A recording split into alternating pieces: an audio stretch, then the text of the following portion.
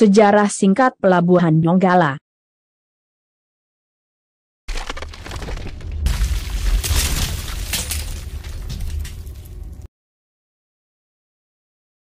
Pelabuhan Donggala merupakan niaga yang banyaknya dikunjungi oleh para pedagang pada masa lampau sebagai tujuan untuk berdagang. Pelabuhan Donggala atau Bandar Dagang merupakan milik Kerajaan Pujananti atau Banawa.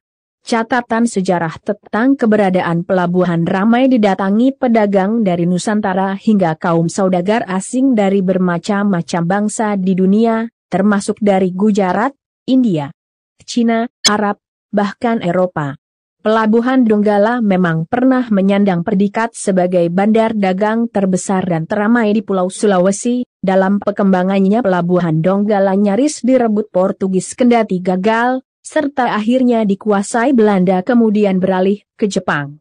Pelabuhan Donggala merupakan saksi sejarah dengan beberapa peristiwa bersejarah di wilayah Sulawesi Tengah.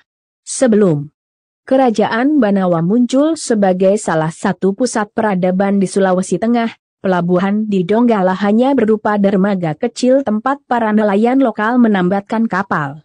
Tempat ini seringkali juga menjadi persinggahan sementara perahu-perahu tradisional untuk mengisi perbekalan sebelum melanjutkan pelayaran.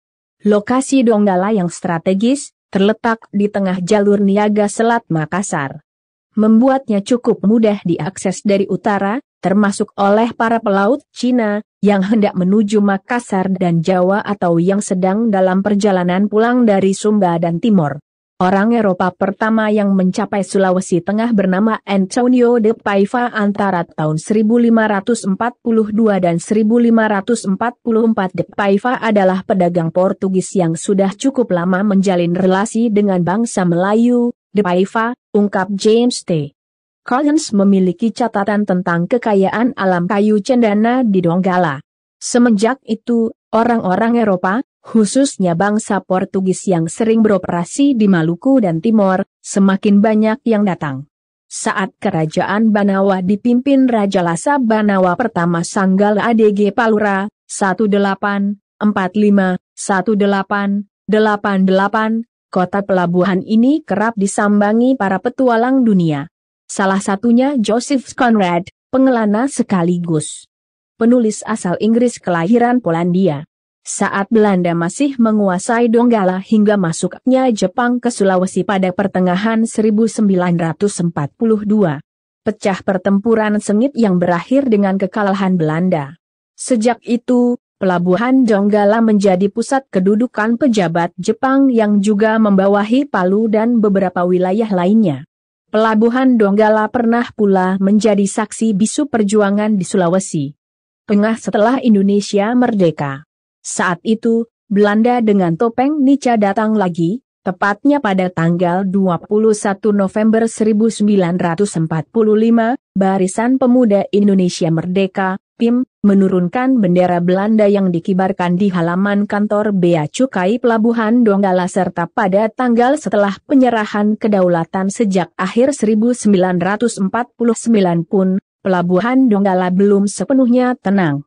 Menurut Makmun Salim dalam Sejarah Operasi Gabungan Terhadap PRRI Permesta, 1971, dari tanggal 27 hingga 30 April 1958 bandar niaga ini dibombardir pesawat tempur bomber B-26 dalam konfrontasi terkait gerakan perjuangan rakyat semesta atau Permesta. Pada masa Orde Baru Pelabuhan Donggala mengalami masa kemunduran sejak pemerintah memindahkan pelabuhan pada tahun 1978 mengalihkan fungsi dan status pelabuhan nasional dari Donggala ke Pantoloan. Sejak saat Pelabuhan Donggala tidak lagi beroperasi sebagai pelabuhan niaga maupun penumpang, kejadian terhitung semua sejak tahun dipindahkannya sampai tahun 2018. Pada tahun 2018 tersebut Pelabuhan Donggala kembali beroperasi melakukan aktivitas bongkar muat yang merupakan bagian dari Pelabuhan Teluk Palu. Kesempatan tersebut tidak disia-siakan masyarakat sekitar pelabuhan untuk bekerja di pelabuhan sebagai pekerja harian lepas sampai